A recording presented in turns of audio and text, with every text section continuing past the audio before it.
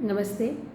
आज जिस कहानी पर मैं बात कर रही हूँ वह कहानी है पंकज मित्र जी की कहानी बिनपानी.com। बिनपानी.com पंकज मित्र की ऐसी कहानी है जिसमें भूमंडलीकरण के बाद के परिदृश्य और जो बाजार से आम जनजीवन का संबंध बना है उसकी बात इस कहानी में की गई है। इस कहानी में आप देखेंगे कि मूलतः लेखक ने पानी जीवन के लिए कितना ज़रूरी है इसको बहुत ही खूबसूरत तरीके से इस कहानी में चित्रित किया है। आम नागरिकों के शोषण को और कहानी का मूल कथ्य हम कह सकते हैं कि बाजार और भूमंडलीकरण के बाद का जो परिदृश्य है वही है इस कहानी के मूल में। अपने उत्पाद को बेचने के लिए आज के नए ज़माने का जो व्यवसायी है वो सरकार के साथ मिलकर के किस तरह से आम जनता को मूर्ख बनाने की कोशिश करता है और उनके भरोसे को एक सेल्स टेक्निक की तरह उपयोग में लाता है, यह इस कहानी में आप देख सकते हैं। और हिंदुस्तान के जीवन का वह जो पहलू है हमारे सामने एक तस्वीर की तरह आता है, वह तस्वीर जिसको अवसर रहते हमारे रहनुमाओं ने छुपाया है ताकि जो जनता है वो उलझी रहे। नए नए उत्पादों के बीच में कब हम मनुष्य से उपभोक्ता में तब्दील हो गए हम खुद भी नहीं जानते। ज्ञान और जानकारी के जो नए नए खुलते गवाच हैं वो बाज़ार को हमारी तरफ ठेलते हैं और हमें यह एहसास दिलवाते हैं कि आपकी मुट्ठी में बाज़ार कैद है। दरअसल बाज़ारवादी जो अर्थव्यवस्था है उसने समाज के प्रत्येक कार्य को पूंजी उत्पादन के साधन में बदल दिया है। यहाँ पैसा सब कुछ है, सभी पैसे के पीछे भागते हैं और भारतीय ग्रामीण कस्बाई शहरी जीवन में उन्मुक्त बाजार से होने वाले दुष्परिणामों को आधार बना करके पंकज मित्र जी ने इस कहानी का लेखन किया है। नगरीकरण और औद्योगिकीकरण की तीव्र गति जो है वो बढ़ती जा रही है, प्रदूषण बढ़ता जा रहा है, जनसंख्या लगातार बढ़ती जा रही है और व्यक्ति के लिए पेयजल की जो उपलब्धता है वो कम होती जा रही है और सभी के लिए पेयजल उपलब्ध हो सुनिश्चित करना एक बहुत बड़ी चुनौती है हमारी सरकार के सामने। जैसे जैसे गर्मी बढ़ती जाती है देश के कई हिस्सों में पानी की समस्या जो है वो विकराल रूप धारण कर लेती है और हर वर्ष यह समस्या पहले के मुकाबले और बढ़ती जाती है। लेकिन हम सब हमेशा यही सोचते हैं कि बस जैसे तैसे गर्मी निकल जाए, बारिश आ जाए, पानी की समस्या दूर हो जाएगी। तो पंकज मित्र की यह जो कहानी है बिनपानी.com, इस कहानी में यह दर्शाया गया है कि आधुनिकता के नाम पर जो परिवर्तन होते जा रहे हैं और किस तरह से हमें सुविधाओं से वंचित किया जा रहा है, उन सुविधाओं से वंचित किया जा रहा है जो सुविधाएं प्रकृति के द्वारा निःशुल्क प्रदान की जाती हैं। आज विकास का पर्याय हो गया है वंचितों का दुख, तकलीफ, संघर्ष, आम आदमी का प्यार, खुशी और उम्मीद का दमन करके ही विकास हासिल किया जा सकता है, ऐसा प्रमाणित किया जा रहा है। एक ही दुनिया में वंचितों का और संपन्न समुदाय का अलग अलग यथार्थ देख करके आपको ताज्जुब होगा कि क्या यह एक ही देश की बात हो रही है। समाज पर भूमंडलीकरण और बाजारवाद का जो प्रभाव है पंकज मित्र की बहुत सारी कहानियों में इसका चित्रण है और वो जो दिखाते हैं अपनी कहानियों में वो एक तरह से बेइंतहा जिसको वास्तविकता कहा जा सकता है वह इनकी कहानियों में दिखता है। यह कहानी भी इससे अछूती नहीं है। आम जनजीवन पर जो बाजार हावी है यह प्रमाणित कर देता है कि पानी की जगह आप कोल्ड ड्रिंक ले सकते हैं, जबकि जल के बिना सुनहरे कल की कल्पना नहीं की जा सकती है और यहाँ पर कोल्ड ड्रिंक की बात हो रही है। जीवन के सभी कार्यों का निष्पादन करने के लिए जल की आवश्यकता होती है। पृथ्वी पर उपलब्ध एक बहुमूल्य संसाधन है जल। यह कह सकते हैं कि सभी सजीव जो हैं उनके जीने का मूल आधार है जल। शिरीष खरे की एक पुस्तक है हाशिए पर छुटे भारत की तस्वीर, उस पे एक देश 12 दुनिया के नाम से यह किताब बहुत प्रचलित हुई है।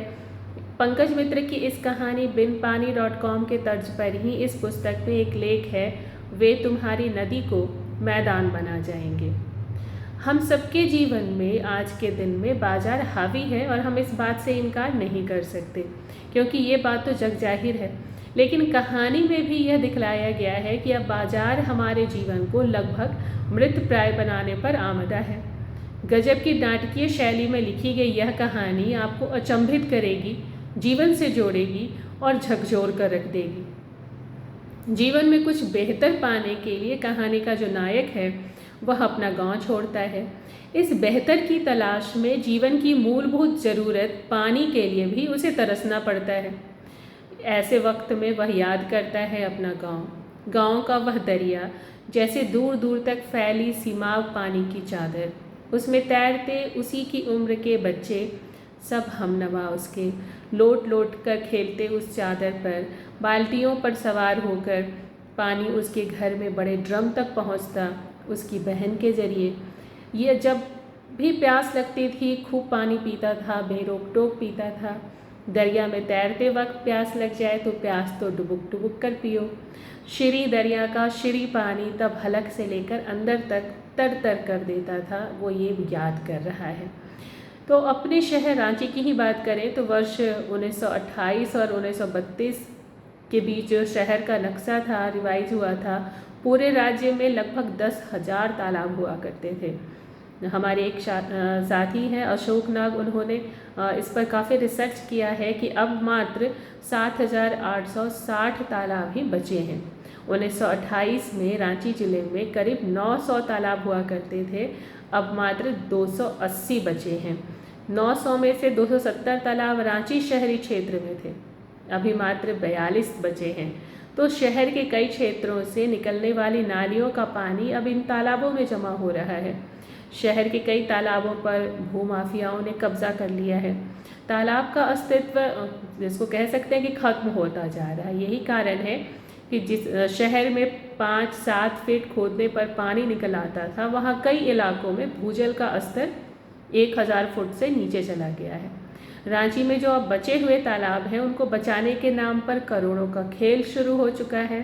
तालाबों के जीर्णोद्धार और सौंदर्यीकरण के नाम पर करोड़ों खर्च किया जा रहा है और कंक्रीट से सजे तालाबों में पानी का संचयन मुश्किल है, ये जानते हुए भी ऐसा किया जा रहा है। सौंदर्यीकरण से पहले अगर प्राकृतिक जल स्रोतों को दुरुस्त किया जाए तो तालाब भविष्य में बच पाएंगे। भूगर्भ जल का सबसे बड़ा माध्यम है तालाब, लेकिन तालाबों पर ही कब्जा हो गया है और भविष्य के लिए ये बेहतर संकेत तो नहीं मान सकते। जैसे जो वर्षों पुराना एक दोहा है रहीम का, जिसमें वो कहते हैं कि रहीमन पानी राखिए, बिन पानी सब सून। ये कभी नीतिवाद से प्रेरित लगता था, लेकिन आज यह सब सच साबित होता दिख रहा है। तो इस कहानी binpani.com का जो कहानी का नायक है, नौकरी करने के लिए अपना गांव घर छोड़ कर के बेचारा शहर आया है। गांव घर छोड़ने की शुरुआत ही इतनी दर्दनाक महसूस होती है कि संवेदनशील पाठक एक तरह से सहम जाता है। जैसे आजकल मल्टीप्लेक्स या एयरपोर्ट पर आप अपने घर से पानी नहीं ले जा सकते, वैसे ही ट्रेन से शहर जा रहे लोगों के हाथों में जो पानी की बोतलें थीं, उनको सरकारी आदमियों ने फेंक दिया और साथ ही यह भी सुना दिया कि शहर को इन गंदी बोतलों और इन बोतलों में भरे गंदे पानी से गंदा करने जा रहे हो।